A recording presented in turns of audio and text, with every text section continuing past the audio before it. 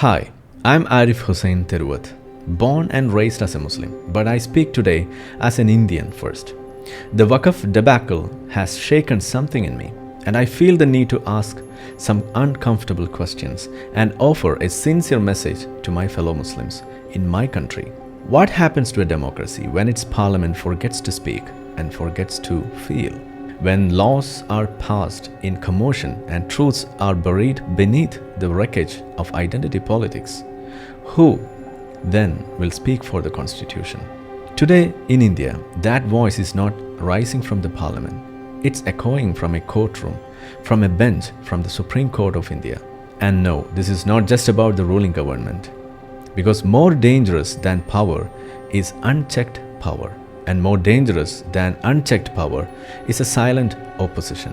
An opposition that has vanished into strategic absenteeism, that fuels cancel culture, that bows to Islamist pressure, that enables the weaponization of victimhood and practices appeasement politics without ever asking what's the cost. An opposition that refuses to face the real reason behind the rise of the right isn't just failing, it's paralyzing parliament. It's cutting its own lifeline. It's running the house of the people into an echo chamber of nothing, echoing everything except sense and truth. So the court steps in, not to grab power, but to fill a vacuum. And that is where our story begins. Just yesterday, or a few days ago, the Supreme Court began dissecting the Waqf Amendment Act of 2025, and it raised the questions Parliament failed to engage, not out of ignorance but out of appeasement, out of long, deliberate silence. The court asked the following: what happens to properties declared Waqf without formal title under the vague idea of Waqf by user? On the validity of non-Muslims appointed to Waqf boards and councils, and if yes, does that violate Article 26? And how does a bureaucrat, a district collector, assess the religious legitimacy of a land claimed in a secular nation? And so on. These are not just questions of governance. These are constitutional dilemmas, and it's quite normal. And the court didn't just ask them, it acted.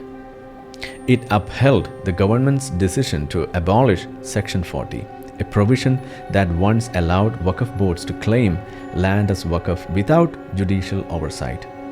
That clause wasn't just a flawed one, it was dangerous because land was being seized, locked down, and declared religious property with no way to challenge it, even in civil courts. And by striking it down, the court has done something else too. It has given the ruling party a rare and unexpected gift: credibility. Because what Parliament should have debated and corrected, the court has now validated through reason and principle. And in doing so, it has further pushed the opposition into oblivion, because when you don't speak for the constitution, you don't just lose elections, you lose relevance in a democracy. So in short, the court became a constitutional surgeon.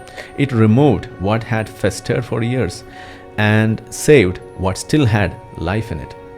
But this procedure, this dissection, this depth, it should have taken place in the parliament, not in courtrooms, not in affidavits or cases. But what else can a democracy afford when the very institution meant to protect it becomes the reason it needs protection?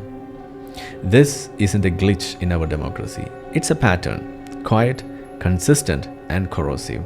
And it's time we rewind our political history to understand how deep it runs. In 1946, the Muslim League boycotted the Constituent Assembly, and their absence, ironically, made democracy stronger. No communal lobbying, no threats, no vetoes, no fatwas. The Constitution was written in absolute clarity, not in chaos. Even Shyama Prasad Mukherjee from the right was heard, not silenced. He was respected, engaged, challenged, but never cancelled. Back then, disagreement meant dialogue. It meant debate. It meant democracy. Now, compare that to today, where dissent is branded as hate and disagreement means dehumanization, and asking a question is enough to be exiled from conversation. Then came 1985, Shabanu, a Muslim woman, abandoned, but she won justice in the court, and Parliament snatched it away. Ridiculous? Outrageous? No, it was shameful. So shameful, it should make every secular conscience cringe. A moment when justice bowed not to reason, not to law, but to the glare of the clergy. Rajiv Gandhi folded to the mullahs, to Islamic orthodoxy, to the fear of losing votes, to the loudest threats from the smallest pulpits. And with that one fold, Parliament tore a hole in secular India, a tear that still hasn't been stitched. The same Muslim League mindset that walked out of democracy in 1946 had now walked right back in through the back door of appeasement. But it didn't start there. The real seed was sown in 1954 when Nehru introduced the Waqf Act, institutionalizing the religious practices of one community within the secular framework of a modern republic. That was simply appeasement written into law. And it worsened in 2013 when the UPA added Section 40 to it. It gave Waqf boards the power to declare land without notice, without a hearing, and without judicial remedy. No other religion got that power, that privilege. No temples, no churches, no gurudwaras. This wasn't secularism. It was state-sponsored theocracy, the quiet construction of an Islamic state within a secular republic. Not through force, but through laws written in fear and silence sold as tolerance. Over the decades, we have seen a string of political compromises, all bowing to one pressure point: Muslim identity politics. In 1946, the absence of Muslim identity politics strengthened democracy. In 1954, its victimhood complex began to scare the state. In 1985, it brought Parliament to its knees. In 2013, it was rewarded with unchecked legal power, and today it threatens to hollow the republic from within. From 1946 to 2025, Muslim identity politics dancing at the center of democratic distortion, enabling the slow paresis of a secular republic. Sometimes through absence, sometimes through presence and pressure, but always bending the law, tugging the state, and crippling the republic. So yes, Ambedkar wrote the rules, but Nehru handed the rule book to the worst players, those who play the game with identity and rewrite the score with victimhood. He didn't just allow identity politics to exist. He institutionalized it. He statutorily upgraded it. He normalized it. He simply enabled the weaponization of victimhood.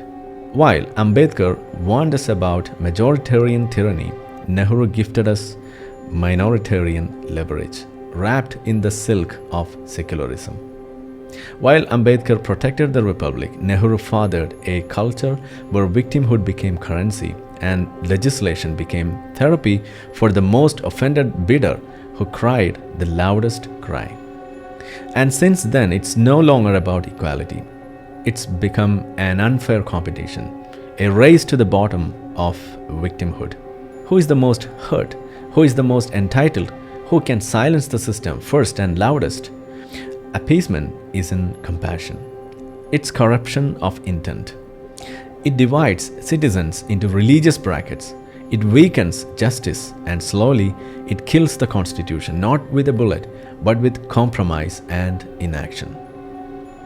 Parliament once beat with ideological debate.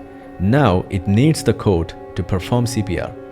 The court never wanted to be a parliament, but it had to be because Parliament refused to be itself. And that is the real tragedy. A constitution without courage is just paper. A parliament without debate is just a theater. And a democracy without dissent is just a lifeless corpse draped in a tricolor, already halfway succumbed to autocracy. Waqf is not just another issue. It's a constitutional anomaly, born out of appeasement and protected by political inertia. Before we end, let's speak directly with truth and fear. It's time, perhaps too late, for Indian Muslims to reflect on how Muslim identity politics has not only weakened Indian democracy but also derailed India's freedom struggle itself. When the nation was crying for independence, parts of the Muslim leadership wandered into the Khilafat movement, aligning with Ottoman pan-Islamism instead of Indian nationalism. In 1921, mass conversions, communal riots, and the Mopla rebellion were in acts of resistance. They were identity warfare, the notorious jihad, dressed in rebellion, soaked in blood. By 1947, the same ideology had matured into something even more dangerous: partition.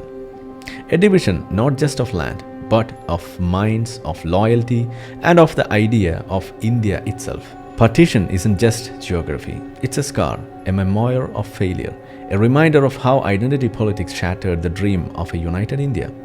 Even Dr. Ambedkar didn't mince words. In Pakistan or the partition of India, he observed this: wherever there has been a conflict between the Muslim law of brotherhood and the national interest, the former has always triumphed over the latter.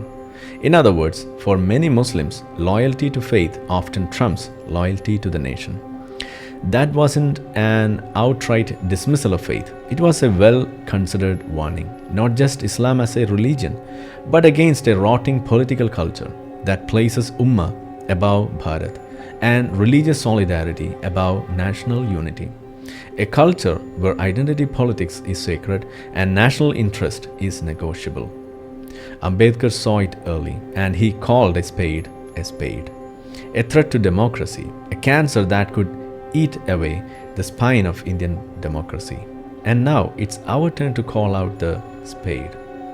Muslims failed the common goal once, when partition became the culmination of identity overtaking freedom and sidelining a shared future as one nation. That wasn't just a warning, it was a scar and a shame. India cannot afford a repeat. And today, we don't just mourn the hijacking of democracy, we mourn the absence of Muslim statesmanship. Where is the Ambedkar-like voice, one that dares to think beyond identity, beyond religion, beyond tribe, beyond victimhood, one that quotes modern values, not just Quran, Hadith or Sharia, one that speaks in the language of citizenship, liberty and conscience, not sectarian loyalty? Dear Muslims, it's high time we find one. Because a community without a statesman is a crowd waiting to be used. Where is the voice that speaks as Indian first and religious only in private? Because when one community plays identity politics, it doesn't stay contained. It triggers the same impulse in others. It cascades, it snowballs, and soon grievance become currency for everyone. That's how we end up with a reactionary right, a radical Hindutva, that often turns violent not out of ideology alone, but as a reflex born out of frustration and fatigue. It's not a debate anymore, it's a spiral, and it spirals downwards for everyone.